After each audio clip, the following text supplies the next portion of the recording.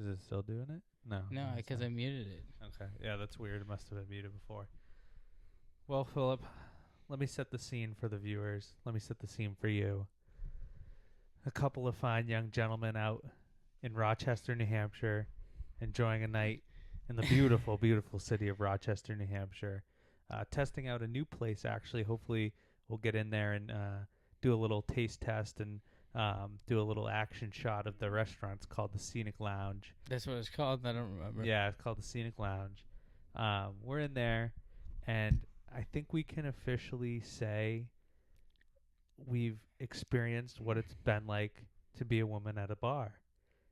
And That's what it's like to be a woman at a bar. and yeah, I mean, just so for the people, so they can understand, a couple fine young gentlemen enjoying some drinks, and this lady walks up, probably in her mid to late 50s.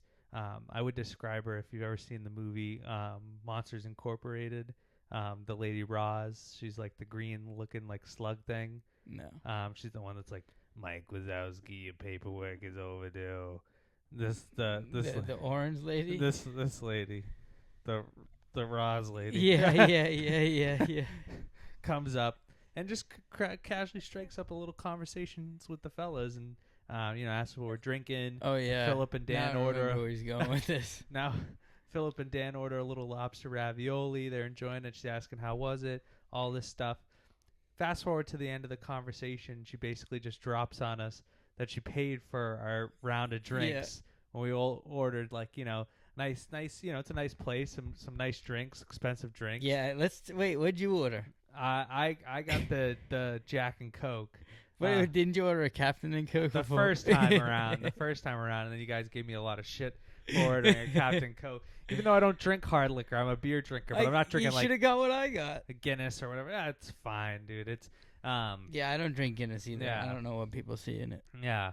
But back to it, and she says she's covering our bar tab, and it was a moment for us where we really needed Dan to jump on a grenade for the boys, and he wasn't willing to do it. And he wasn't willing to do it. No, she bought us drinks. She bought us drinks. She ended up just talking to some other guys and heading out before we dipped out, so we didn't have to. No, I think she told the waiter to buy us drinks, and she thought that the waiter told us that already.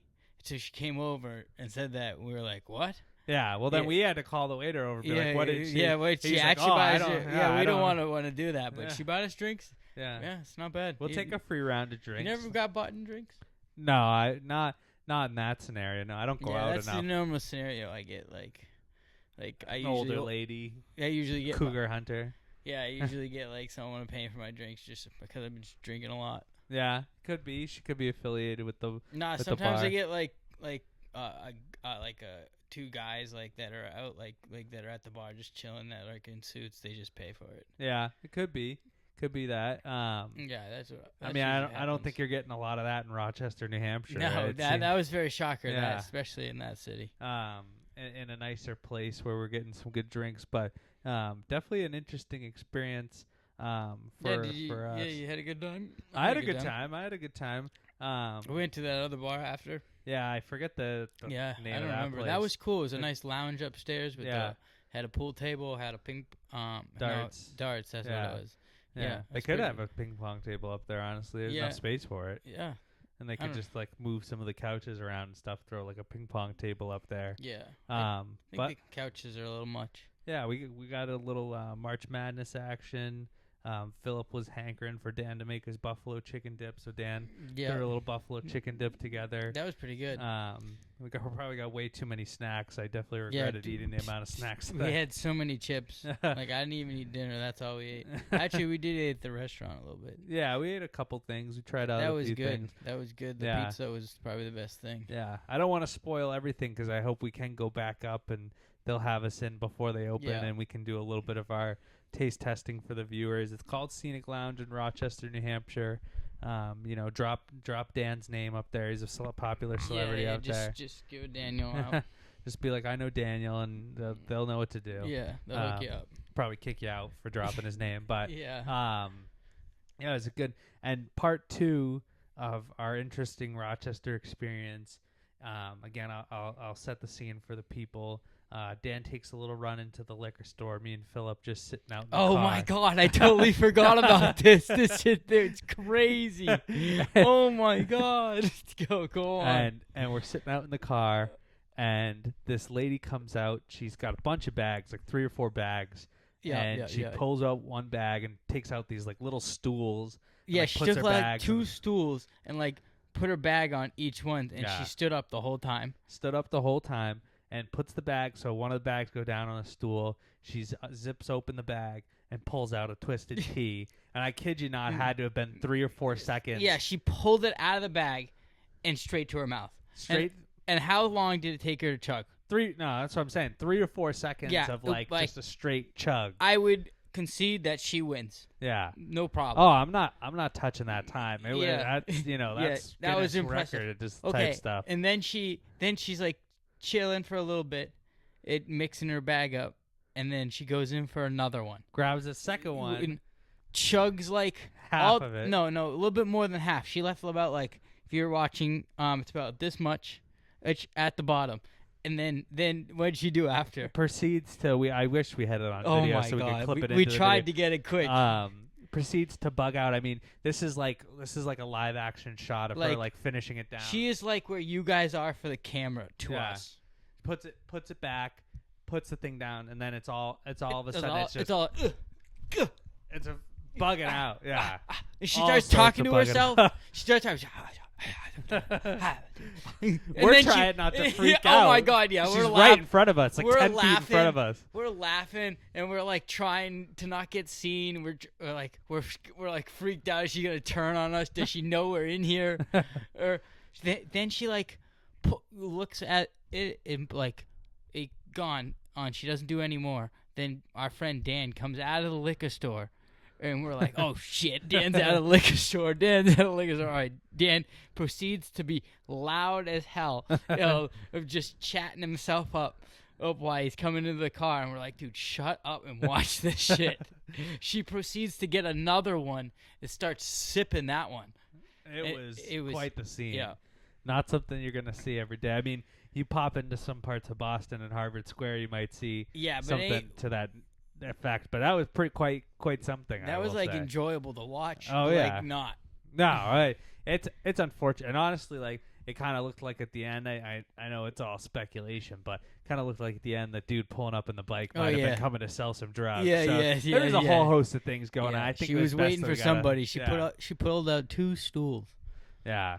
You know, they're probably getting ready to pop up in front of the liquor store and light up a little crack cocaine or some shit like that. I mean, I don't know. It was light up, quite snort, something. Jab themselves. Who knows what they were gonna do? I know. It was pretty crazy. I'll tell you a story off that scene we kind of set there. I was at school in Worcester. I was in college in Worcester, and one of my buddies I knew had an off-campus apartment, and so I had never been. It was my first time going. He's texting me. He's like, "Oh, come upstairs. Like, you can come in. Doors unlocked. Blah blah blah." I'm like, "That's fine." So, and somebody says to you that it's a 3-story house. So it's 3 units. So you either different walk people inside live or outside to get up. Is it like a inside, deck inside, and then there's stairs that go up to each floor. Okay. But let's say you're in a 3-story apartment. You walk in the front door, and your buddy texts you and says, "Come up to the top floor." Which floor are you going to? 3 floors. He says, "Come up to the top floor." Which floor are you going to? The 3rd floor. I'm going to the 3rd floor. Correct. So I go up to the 3rd floor.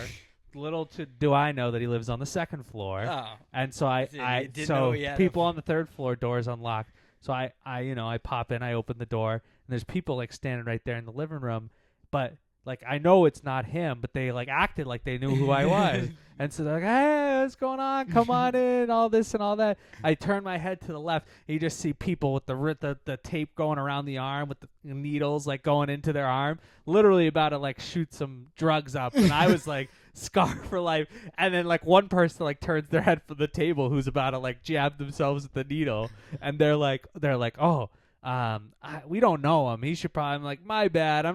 I'm just gonna go. My Oh buddy my lives God. downstairs, and so I jumped downstairs. But that's the kind of stuff you're gonna see in Worcester. Pretty Crazy. Yeah, pretty crazy story. I mean, They were about to just get Oh. lit. oh yeah, I mean, a few of them were probably already. I mean, the guy who greets me at the door thinks he knows who I am. He's probably a little bit out in outer space himself already to begin with. So Dude, like I have nothing that bad, but like we were like coming back from like the bar and stuff, going to like some like girls having a birthday party or something at their house. So we're trying to it's like a 3-story apartment. She lives on the top floor, so she says, "Oh, we're on the left side." So like my buddy's like, "All right, yep, yeah." So we walk upstairs. We go to all the way to the end to the left side. That's where she said she was. Yes. We walk over to the door. We knock on it. Some dude opens it. No one's in there, and we're like, "Are we at the right place?" Ace and dude, he's like making curry, and I was like, "Yeah, I'm making meal prep curry. You guys want to join?" And we walk in, and then my buddy's like, "Dude, what are we doing?" So we text her, and she's like, "Yeah, we're on the other side." I'm like, "You said left."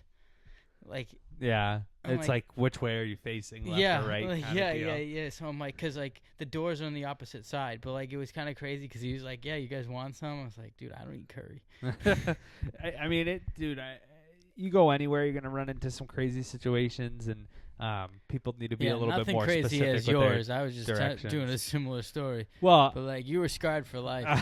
I still see in my head, like walking into that apartment, just popping my head to the left. You see the people sitting around the kitchen table with like the needles and shit, and I'm like, oh, like this is about to go down for real. Like this is some real stuff. Yeah. But I mean, all the time in Worcester, we saw crazy stuff. I mean, the baseball team would have a party, and all of a sudden, you'd have like homeless people walking through the front door, and like people have to like kick out homeless people who are just like wandering into the house. That happened at Nichols. Oh yeah, no, dude, it happens. Like they just kind of like see a chance to walk into a house, and dude, I went back to some rando's like adult's house after like the bar one night.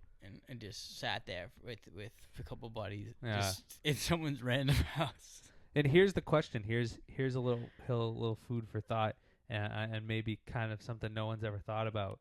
Do you think that like people host like a Halloween party, or something of that nature, and then homeless people can just pretend like they're dressed up as homeless people and just walk into a party?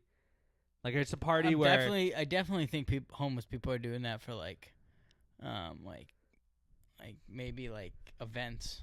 Yeah, but you go into an event that people are dressed nice, you're not gonna get away with that. But like I don't usually at like big parties they have like they have people at the door to see who comes in.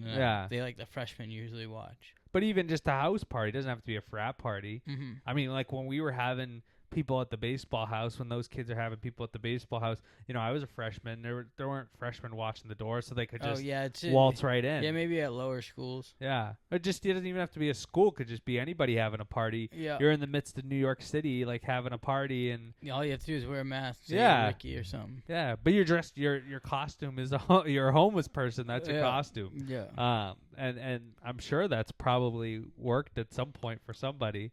Yeah, go in, get some free booze. I know. I'd definitely try it. Free food. Yeah, you could try it. Just try it like more you than don't know once too. anybody. You get turned down, go to the next party. Yeah, seriously, you can just roll with it. After that, but definitely when I got greeted at the door and I saw that it was quite the interesting scene. So I highly recommend if you're going to a friend's apartment to maybe have them be a little bit more specific with their directions. If that ever occurs again. I know something that we watched a few minutes of and kind of talked about a little bit here and there. We had the astronauts come back down to space and kind of got to hear them talk for the first time. Oh, you listened to that? I caught some bits and pieces. I didn't really listen to it on the news or anything like that. Kind of as I was rolling. Were they upset? Not really. I don't know if that was something that kind of rubbed me the wrong way, because I almost feel like, in a way, are they protecting like NASA? Are they protecting these people? Are they going out to a press conference and people say it's like I I kind of almost equate it to athletes in a sense, because if an athlete goes out there and talks about an NFL referee, they're gonna get fined. Yeah. So it's basically the NFL's way of censoring and saying like, hey, don't do it. Like we're gonna make it hurt in the wallet if you do. Don't do it. I almost feel like it's that in a sense with these people, where I mean I'm sure the overarching theme is just they're grateful to be back.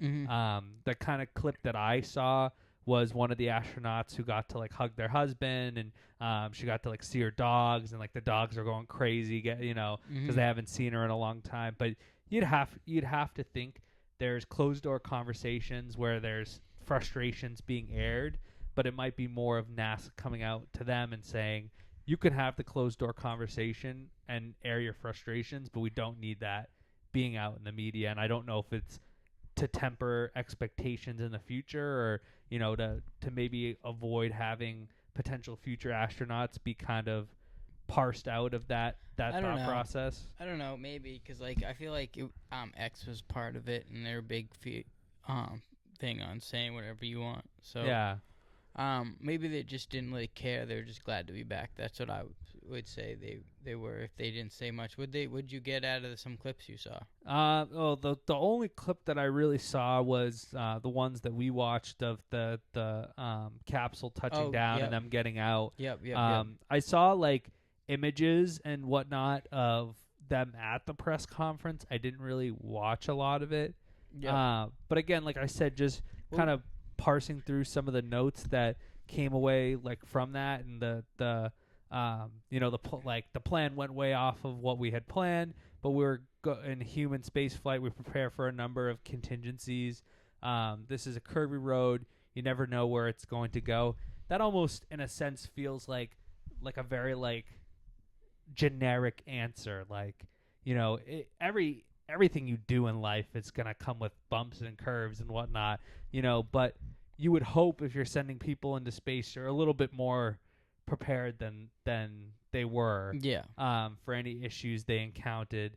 And even like one of the astronauts was like, oh, this is about trust. You can't do this without trust and this and that. But like, do you trust them? Like right now, you're stuck in space for 9 months. Are you gonna, if they come and say, hey, let's go do another mission, you're just like on board with that? Yeah.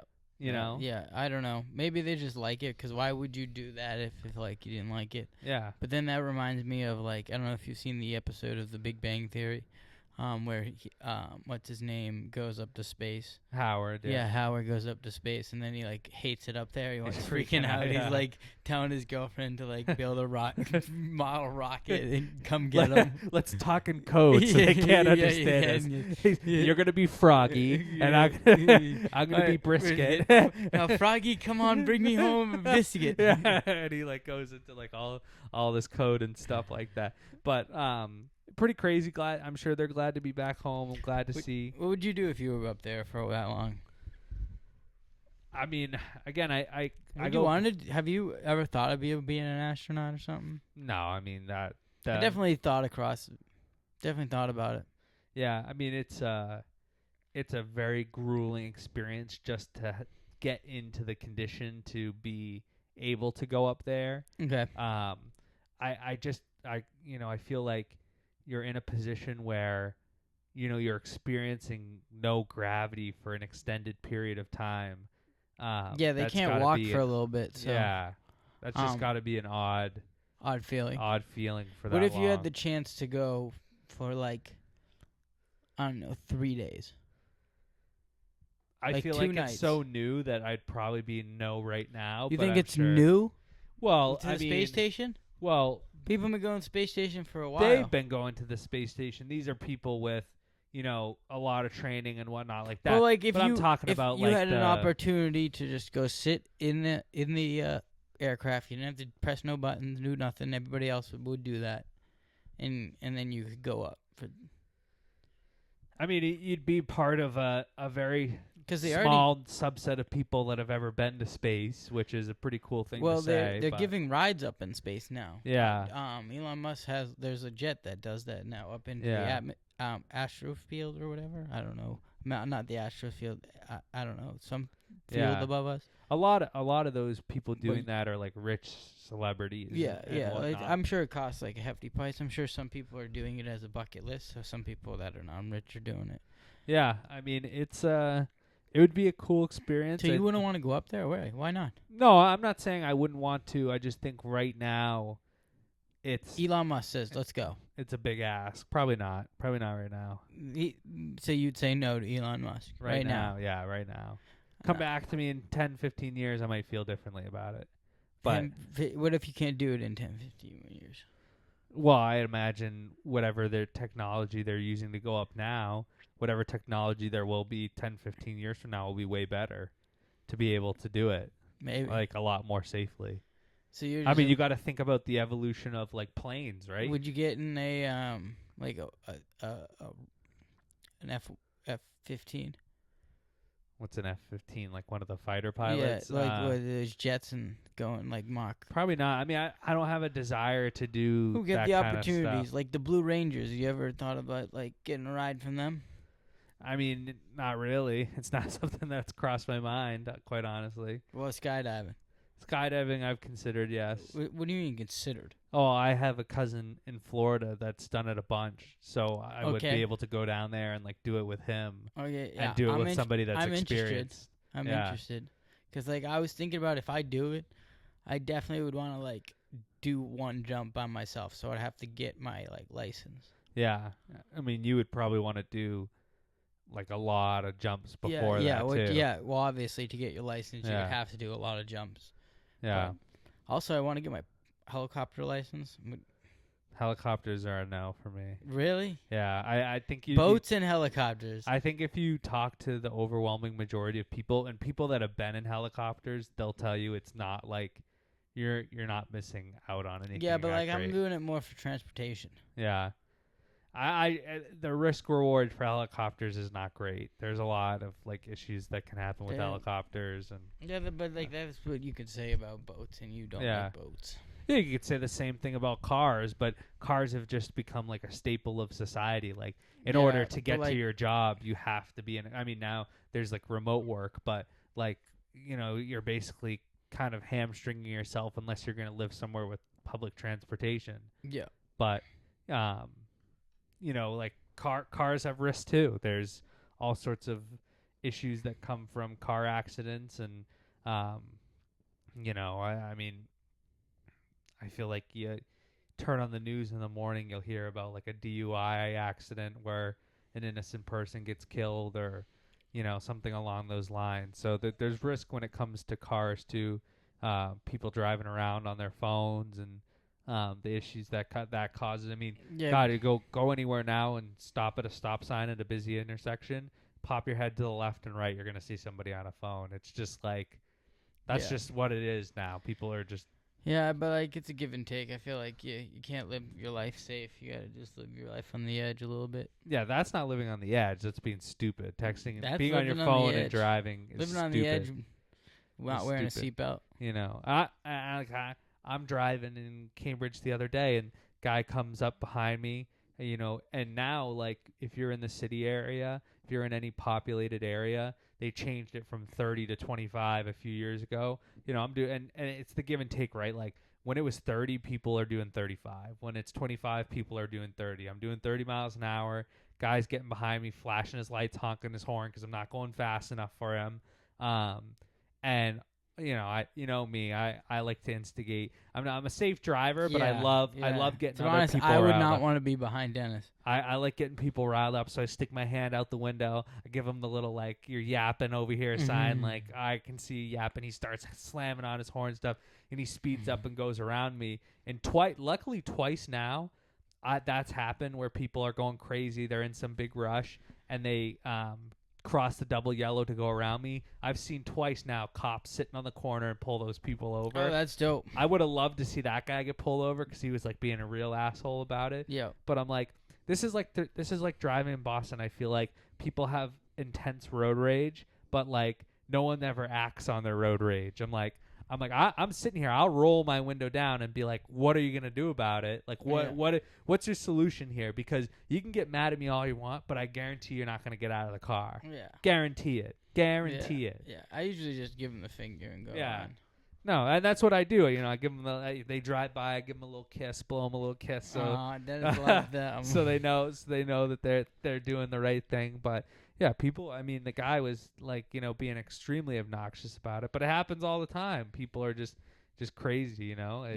Like today, like on my way to work, there, I'll buy pizza, the turn. Yeah. Yeah, there's a lady that like pulled out and like was like covering the lane to like go around. Yeah. And she like pulled out her phone to act like she was like on the phone and stuff.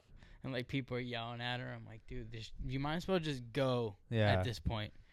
Yeah. She just sat there. I'm like, well, they tried to do a big crackdown in Boston on people double parking and like people doing DoorDash and those kind of Somerville, dude. There's that one lane in Davis Square. They're double parking left and right. Yeah. I'm almost like, and people do it too. There'll be like a 1-lane road with traffic going both ways. They think they can just throw their hazard lights on and stop in the middle of the road and then basically just park and go pick up their food or somebody else's food. I'm almost like I want to hit your car. I'm not going to do it, but I want to hit your car. One, to teach you a lesson on how stupid you're being and inconsiderate you are to everyone else that now has to wait. How would that teach him a lesson? Because your car gets digged up. Because he can't be there. And he's liable for being there. Yeah, but like you ran into him. Yeah, but he can't stop. He can't just put his hazard light. So what's his argument going to be? I had to go in and pick up my food, so I put my hazard lights on. He didn't stop for an emergency. Hazard lights are literally called hazard lights for an emergency situation. It doesn't give you the right to like hit the car. I'm not saying it does. If you have ability to stop, you stop. I'm not saying it does, but I'm also saying like to teach him a lesson because now he's going to have to go and get his car repaired and he's going to look like an idiot. And it's going to ruin his whole day. I'm not going to ever do it, but I'm just saying, I wish somebody would. That really pisses you off, doesn't it? I just think it's extremely inconsiderate to other people, and people do it in Cambridge all the time. There's traffic going 2 lanes on a busy street, and they'll pull in front of a restaurant on a one-way, flip their hazard lights on, and think that just all of a sudden just absolves them. Go pull into a side street. Yeah, that's true. Like you should have figured out. You should have figured out, and if you're a business too, and this is on the businesses too. If you're a business, it's really on DoorDash because they don't give them enough time to like find a parking spot. Yeah, no, and pick up the food but it's not just the DoorDash people. Yeah, no, it's deliveries. People pulling up in the 18-wheelers or maybe not as big trucks, but they're pulling up in trucks to deliver to businesses. Yeah, and they're saying, I'm just gonna park my truck right here in the middle of the street. Like where that's do you on want a them business. to park? They got to pull down a side street or something, but it's on the business. Like businesses should be accounting for something like that. So if they know they have to get something delivered, A, like do it on a time where there's less people on the road, or B, like you should have some sort of like later. Yeah, but like a lot of liquor stores get delivered in the morning too, which is like kind of crazy. Yeah, I mean you gotta figure it out. Like it's on the drivers obviously, and you have to like be self-aware, be a little bit self-aware. Yeah, because it's not something you should be doing, and I'm sure it pisses a lot of people off, and a lot of people get annoyed by this because you don't have a right to park there. It's not a parking spot. Yeah, they're called hazard lights for a reason. Don't just flip your hazard lights on. I don't know what the law is on that, so I'd have to check on it. But I don't know if it's not right or not right, because like they need a place to go, and like I wouldn't want to like have to bring if the side streets like further down, like and the business is right there. I'm not gonna deliver all their stuff like from there. Yeah, I get it. I'm not saying I don't empathize with people and I mean that also goes back to like. People are just lazy. Like, you can't roll an 18-wheeler a couple extra 100 feet because you want to just do it right in front of the business. I mean, I feel like that almost just makes them sound lazy. But then you got to pull all their stuff out of the 18-wheel, and that's a lot of stuff. No, I get it. Trust me, I get it. And that's why I'm saying there's accountability on the business too, where they need to also take some like thought into where something like this is going to happen, where are your deliveries going to come in, because right but like now some of those businesses can't really find places to do because like yeah they don't have like a side street. They're like next to another business. yeah Business next to two businesses. So like I get why they're parking there, but like I think it's on the state to figure out solutions for that. yeah I mean there I feel like there's almost nothing the state can do. I don't know. They're doing stuff with the buses, so like they're changing the lanes for the buses, for giving them more bus lanes. Yeah. So like there's something they definitely can do, Yeah. or at least advise something. I don't know. I mean, you don't want to end up in a situation like is it Seattle? I think there's in Washington, maybe it's Spokane, it's Seattle. There's a city in Washington, like the state of Washington, not Washington D.C., where they've kind of solutioned for it by saying like, all right, one lane's going to be a bus lane, one lane's going to be a bike lane, one lane's going to be a car lane, one lane's going to be like this lane, and then everybody has their own lane. But then the majority of the people driving on the road are cars, and now you're seeing like I think it was Seattle, I think, and they're like number one in the entire country and like most time spent for drivers in traffic. Wow. So I feel like almost you can't solution for it. Boston's top 5 as it is already. Yeah, and they're starting to put those bike lanes in now everywhere. Yeah. I mean, and those poles. It almost feels like part of the problem stems back to, if you go back as like infrastructure is being built, like if you're going to build infrastructure right now, right, in like 2025, that's going to stand for however many years. It's going to stand for 30, 40 years. Mm-hmm. Like the landscape 30 years from now is going to be different. So when they're building something in 1990, whatever the population is, whatever the road travel is, like way less people had cars in the 90s. It wasn't as popular as it is now. Like almost every family and every person has a car. Every family has multiple cars. There's a ton of cars on the road. So you're almost, in a tough spot with infrastructure. Now we're trying to make up for poor planning 30 years ago when they didn't think there were going to be this many cars on the road.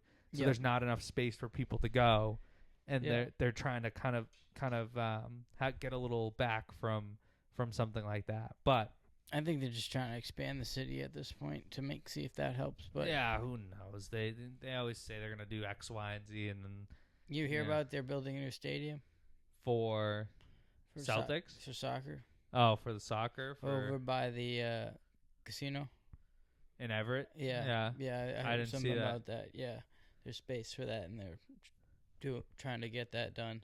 Yeah. Move before the World Cup in 2026. The World Cup, yeah. Well, I think Foxborough's one of the locations for games. Yeah, Foxborough is one of the locations, but I heard they were trying to do that. Yeah, I don't know. I mean, I feel like, now that the Celtics are under new ownership too, and Wick sold it to, I forget the name of the guy now, but they were kind of like, is there a potential possibility that they build a stadium that's just for the Celtics, like the Bruins would have the Garden, and then the Celtics would have their own place. But there's no space for it. Where would you put it? I don't know. You have to like buy some buildings and tear them down. Yeah, probably. I mean, the guy's got. I mean, he spent $6.1 billion to buy the Celtics, so he's clearly got money. Yeah, exactly. And he's just the majority owner. Obviously, there's other people involved in buying all that kind of thing too. But I'll kick it to you because I started off with a bunch of things. What do you got, Phil? What's on your mind this week? Not too much. We can switch to sports. I was interested in the Red Sox thing because I got so many people hitting me up to like talk about that on the show. Yeah, and I was like, torpedo bats. Yeah, I didn't really understand or like hear that much about it. So if you could explain it to me, like I don't know anything, that'd be great. Explain it to me like a child. No, I wouldn't say that. But like, just explain it like I haven't heard it. Like what's the bat at situation? Like, what did they do to it? So I'll set a little bit of background for you. So there's a gentleman by the name of Aaron Learnhardt. You ever heard of him? No. Who does he play for? He doesn't play at all. Actually, he's an MIT professor. that was hired by the New York Yankees. Oh, so they actually hired somebody to do this shit. He's been in baseball for a few years. What do you mean been in baseball? Like he's been involved with different teams. Like What does he obviously sports science is like a big field. Yeah. And people, and especially in baseball, like it's a big number sports now. We're talking exit velocity, the spin on the rotation of the ball when a pitcher, pitchers go into these like sports science labs and they're coming out with all these crazy different pitches that spin this way and that way, and it's got like 200 rotations per second, and they're doing all these crazy things. But so is that what he was working on? Well, so he stopped teaching at MIT and basically got into sports because he wanted to solve some big sports problems. I don't know if this specific article discussed when it was. He has a bachelor's degree in electrical engineering from the University of Michigan, PhD in physics from MIT. He was a physics professor at the University of Michigan from 2007 to 2014. Learnhardt began coaching in the Atlantic League in 2017 and coached at a Montana community college before joining the Yankees in 2018. So, Major League Baseball 2018. So he's been with the Yankees, so this must have been, what do you think, they started coming up with something this in like 2000 when? Well, my guess is he's kind of like played around with some different things. So when I heard him talk a little bit, kind of what I took away from what he was saying is in recent years, pitchers have gained such an advantage, like by what I mentioned. They're getting into the lab. They're creating these pitches. You get one guy comes in, he starts throwing 100 miles an hour. He gets tired. Now you bring the next guy in. He also throws 100 miles an hour. And then the next guy comes in. He's throwing 95 with a 20-foot drop in curveball and X, Y, and Z. Yeah. So it's getting hard for batters. And I think one thing that he discussed with Yankee players is like, how can we get you to be more successful? Like when you have a good at bat, when you hit the ball well, like what's happening for you? And the kind of takeaway he had was that players were saying, well, obviously my goal is to hit the ball with the barrel of the bat. That's when I'm going to make my best contact, when the ball hits the barrel in the sweet spot. And that's when that ball is going to jump and home runs are happening and this and that. And so he kind of went and explained it as think about like a bat as a slab of wood, and how the MLB rules are set up is you can take this slab of wood and you can take that, and it's like a resource. I can put wood from this slab. I get so much wood and move it to any part that I want. Like, where would you put the most wood? And his mind was like, why wouldn't I put the most wood on the barrel? So basically the torpedo bat is designed where now some of the wood that's coming from the handle of the bat where the batter's gripping, they're saying we can move some of that up. There's no rule saying we can't, and put that on the barrel. So now the barrel's a little thicker. And so you're saying the it's like thick all the way to here, and then it's like it's shaft here, but like the handle's down here, but it's still the same size here. Yeah. So the okay, I've seen some because they do that for like metal bats, right? Yeah, so they have like when you're starting out with metal bats, I don't remember what age we stopped, but they have something called double barrel metal bats. Mm-hmm. And basically when you're younger, I think it's because like, when you have the double barrel, the ball's going to come off with a little more pop. Mm-hmm. And I don't think you're necessarily too concerned about an 8 or 9-year-old hitting. It's not like the 8 or 9-year-olds hitting the ball 100 miles an hour off the bat. But then eventually you graduate into like the single barrel bats. Yeah, which definitely happens probably like late middle school into high school. But it's really just a genius idea. And was there anything in the rule book for that? No, so that was kind of the point is like you take it, right? Like if I just gave you... So he was just trying to find any way that doesn't affect the rule book. So why didn't they let him keep it? What do you mean? People are still using it. Oh, they are? Yeah, no, they're not stopping it. Yeah, they're not going to put a stop to it. They can't. Oh, I didn't hear anything about that. I mean, dude, give it a week or two. They're like all these teams are going to be using these torpedo bats. And the thing is like I know people are getting on the Yankees and this and that, and like it's not cheating. Like it's not a rule. They're if anybody's helping your team, maybe your team is better than the Yankees. The Yankees been doing it for a while, and they can't really they don't even win. Yeah, well, I mean, I think they're undefeated to start this year. Yeah, I know because 20 what are they at 20 runs? Yeah, they're hitting they're hitting home runs like crazy. I mean, if you go and look at the odds books, So what do you think? Since now they're changing the bat, you think they're gonna have to back up the major league fields now? um, the thing is it's kind of like ballpark by ballpark, right? Like, you know, Yeah, but like, what's the regulations on making a ballpark? that's the thing though. There's not really a lot of regulations because you look at Yankee Stadium. Yankee Stadium's already one of the easiest ballparks to hit a home run at to begin with. Yeah. It's already one of the shorter ballparks from home plate to the outfield wall. So there's not really a lot of dimensions. It's just kind of like how different teams build out their ballpark. I mean, I don't, I haven't understood for a long time why teams wouldn't want to have a more home run friendly ballpark and build out your team like that. Yeah. I guess maybe they think that having better pitching is going to play out better than having better hitting. Yeah, but I guess that nowadays it doesn't because like Yeah. they're hitting everything. Yeah, I mean, that would be like an interesting, like kind of almost statistical poll in a sense, where how many teams with like more home run friendly ballparks are winning World Series? Like, how many teams Yeah. like that have ballparks that are easier to hit home runs in are winning more World Series than not? Because the Yankees have had, I know old Yankee Stadium has changed to what it is now, but I mean they've always kind of had home run friendly ballparks. They have 27 championships. The Red Sox have 11. Fenway's a pretty home run friendly. I mean, obviously to get it over the monsters a little bit more challenging, but the pesky pole side is lefties. Yeah, it's short.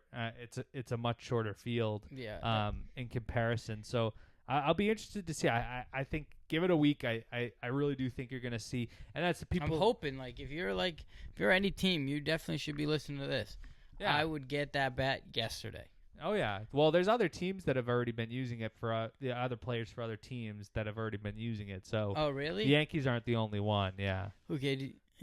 All right. Is there like a difference between the bats now, or like are they all making the same one? I don't know. I'm guessing they probably are affiliated with like a specific like one like Louisville Slugger or something. They have to use a certain type of wood or something. I think there's kind of a preference thing. I don't think that necessarily the type of wood matters. I remember kind of going through, my time playing with wood bats in various leagues. And some people like birch because it's kind of like a hybrid version of various woods, where it's like lightweight but it's also sturdy. And some people like maple because it's a more sturdy thing. So I'm guessing. So you I don't cannot see why. use more than one wood. Yeah. There's various types of wood. For one bat. You probably could. I don't know if there would be a benefit to it. Because if you put like a certain type of wood in the middle, it'll probably like absorb it better on the hands. But like if you keep it on the outside, it'll make it go farther. That I don't know. I mean, again, that's why they have these sports science people. We'll have to bring the rules up next time and like discuss it. Because like if you can like change the wood, maybe when he meant like a plank, you get a plank. That's all you get. You get one thing of wood, and you get to do whatever you want to it. Yeah, no, that's essentially what it is. It just has to meet the standards of like regulation. So yeah, whatever that is, that's what I want to know. The inch to ounce ratio has to be a difference of 3. So if you have a 33-inch bat, which my guess is a lot of MLB players swing, the bat has to weigh 30 ounces.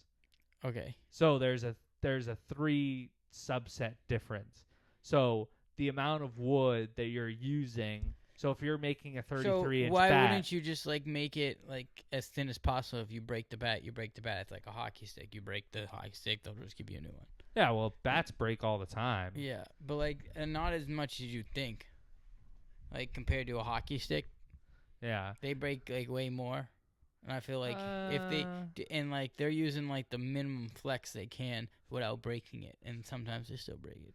Yeah, I mean. So if you get like the bats like that, like some certain flex or something on that'd be interesting. Yeah, I'd have to look at the rules. I would counter that and say I would imagine that more bats probably break than hockey sticks. Really? Probably. I mean, more Google it. Bats break. I don't even know if they would have No, just a Google statistic like that. like the Google AI. You know.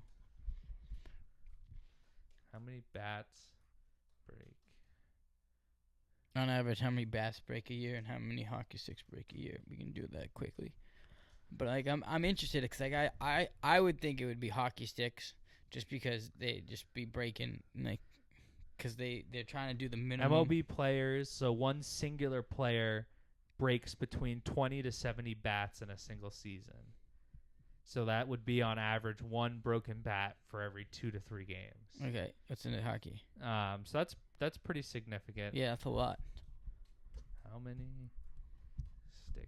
Because you got to imagine like guys throwing so hard against like if it catches the thinner part of the bat, it's probably gonna break it. Yeah, so, how many sticks in hockey break per year? Don't forget to keep checking on your thing to make sure it's up and running there. I do that. I've been checking on it so often. You find anything?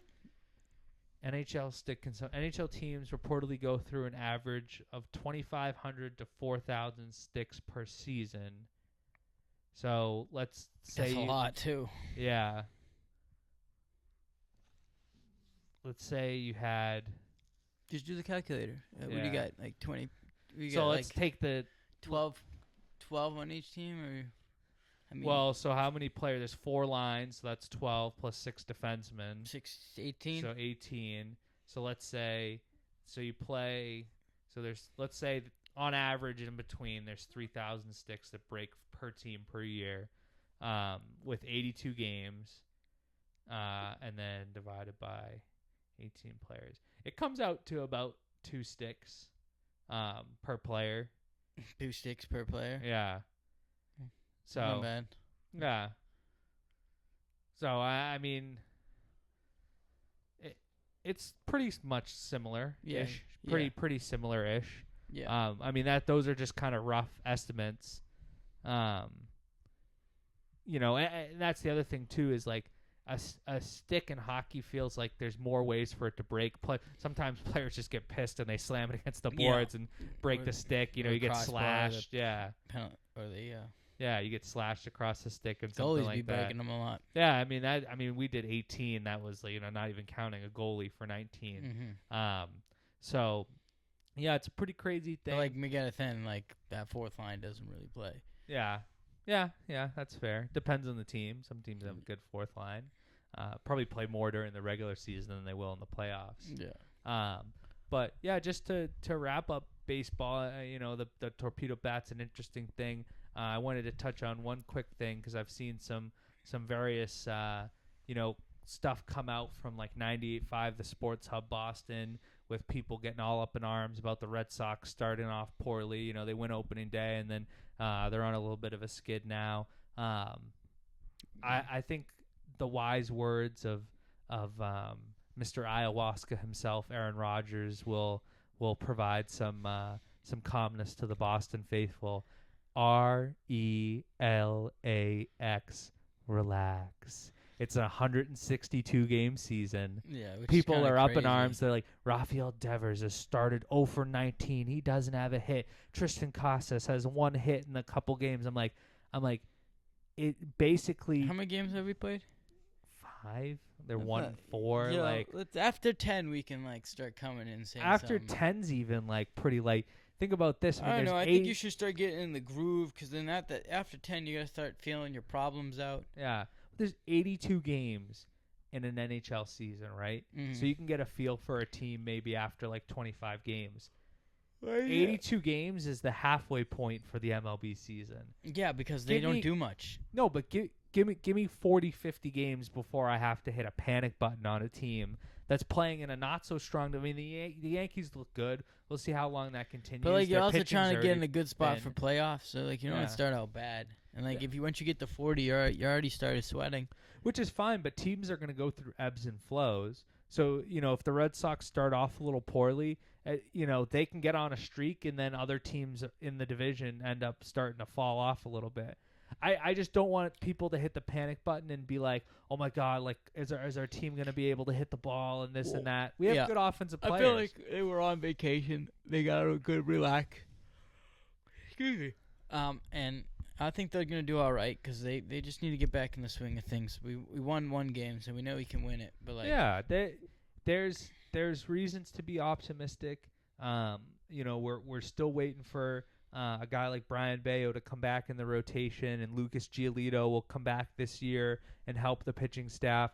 But the bats will get going. I mean, it's tough to just be like, hey, go into spring training, get some at bats, and then come out in the season, and now we expect you to be hitting 400. Because these pitchers got new things they want to try out at the beginning. They're testing out the players, see what they can do. So it's a little different. They're testing each other out, and pitchers are winning so far. And I'm sure the hitters will start coming back. They'll come around, but like it bothers me to see people, and I know that's just part of what Boston Sports Talk Radio is, and people like want to jump down the throats of these guys and act like everything's the end of the world, but that's not what it is. Like, give the Red Sox some time.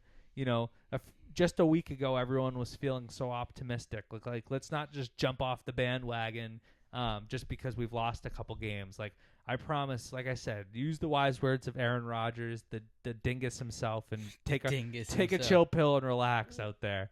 But let's hit this real quick. I think this is an extraordinarily interesting topic, and I think a lot of people are going to really appreciate this, and I'd really be interested to kind of hear your thoughts about it, Phil, because I think there's a lot going on here.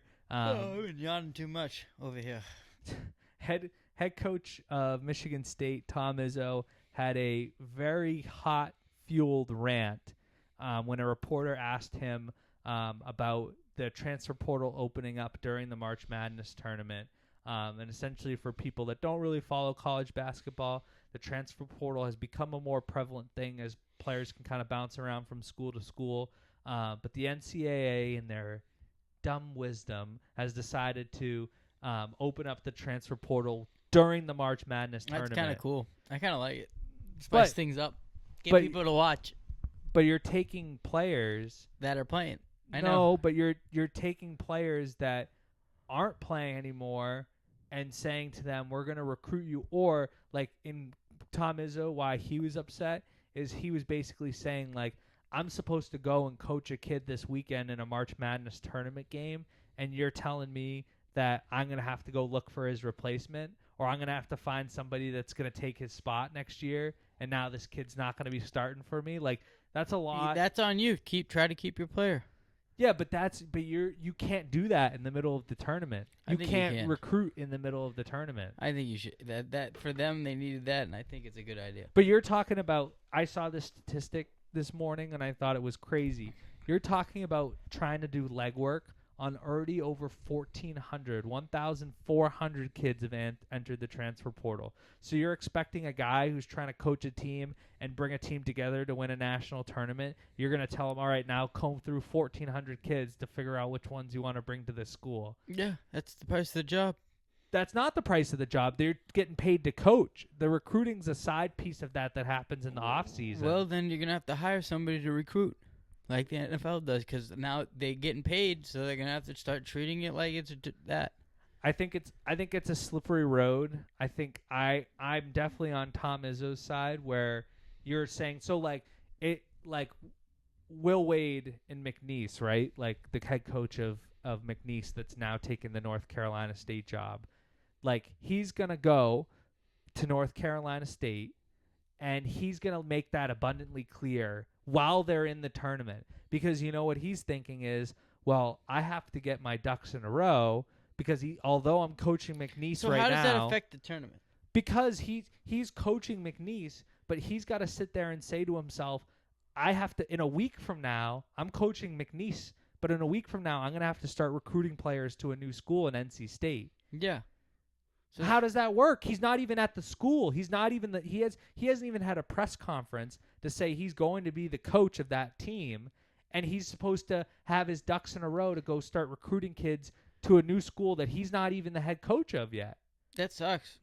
But like that they needed a way But what about the kids in needed a way McNeese? to watch people to watch, and they were losing views, and they found a way. They're not losing. March Madness is not losing views over this. No, I don't think they're losing views over this. I think they're gaining views over No, this. they were never losing views to begin with. That's the NBA. The NBA has its own problems. Yeah, College basketball's fine.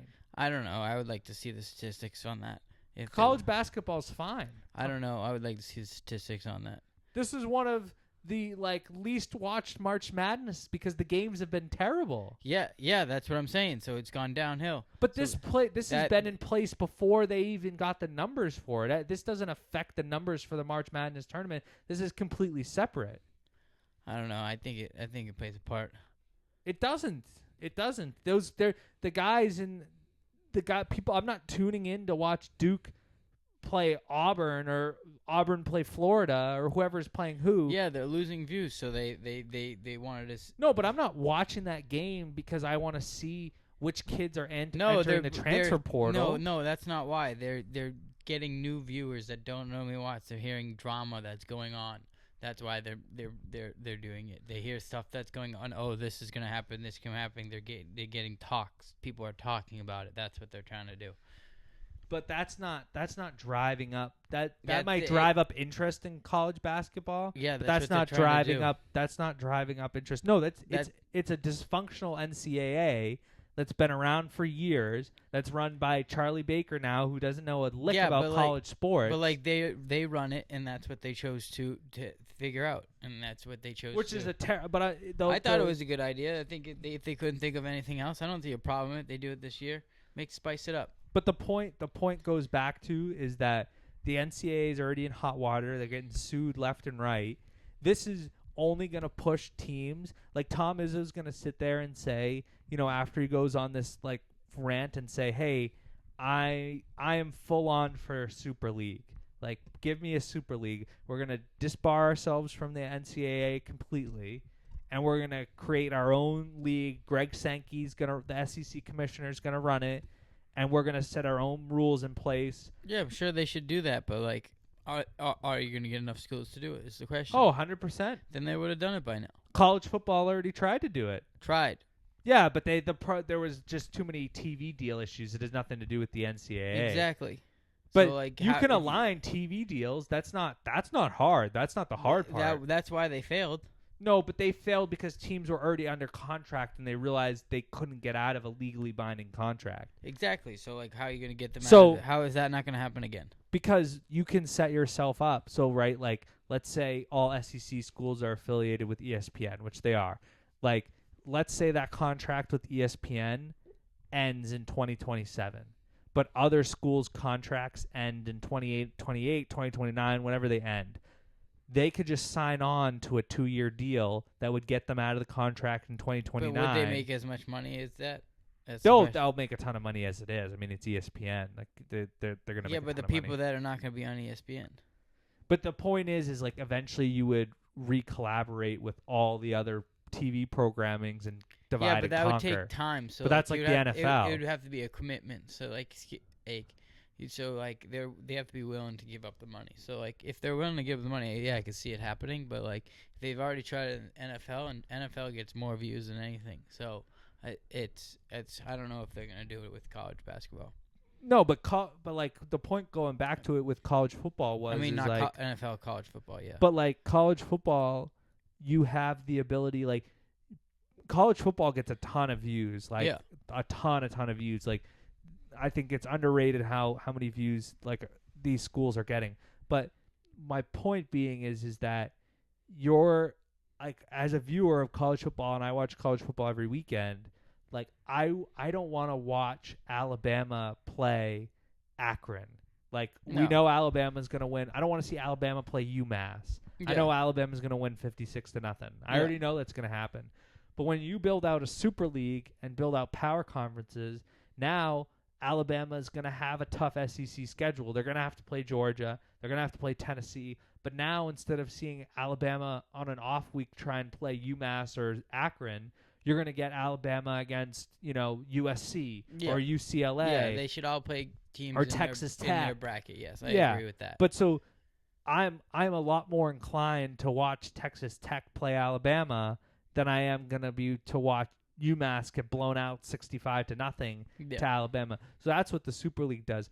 It's just a TV contract deal, but it's like the NFL, right? Like the NFL is affiliated with like a billion different things now. You can watch NFL on CBS, you can watch NFL on Fox, you can watch it on ESPN on Monday night, Amazon Prime on Thursday. Netflix had Christmas Day games. Peacock had games this year. Yeah. So all these companies that already have college football games, Yeah, I'm definitely thinking they're down. They're going to be down there's for it. There's definitely a bunch of other services. It's just who's going to offer the most money. But you don't have to go to one platform. You can do an NFL model and be on CBS and ESPN and Yeah, you just Fox have to figure out in the deal. yeah. So, but college football's already with all those platforms, so you stay with all the same platforms that are currently existing, and you just divide and conquer. yeah, but like you have schools willing to do it. So Yeah, Yeah. they will be. The money will roll in. Yeah. People will be willing to do it. I mean, Alabama. Why wouldn't you be inclined to do that? Because right now, when Alabama goes to play UMass, Alabama doesn't have any problems because they keep winning. So No, I know. they wouldn't care. but when they go to UMass, they're spending $2 million to make UMass play them. Like they're spending money to get these smaller schools Yeah, to so play they don't them. have to play. So they have a good record. I know, and that's cheating why. the system. Exactly. And that's that's what as a they're college doing. football fan, I'm gonna be more people are gonna want to watch big matchups. They're gonna want to watch. Yeah, but like then again, it's the schools that make the decisions, not the people. So I guess I have a feeling they'll be interested in it. yeah, I have a feeling I'm they sure will. there will be, but we'll have to I have see a and feeling. watch. Yeah, I don't know. I just think that eventually that's going to be the reality of the situation.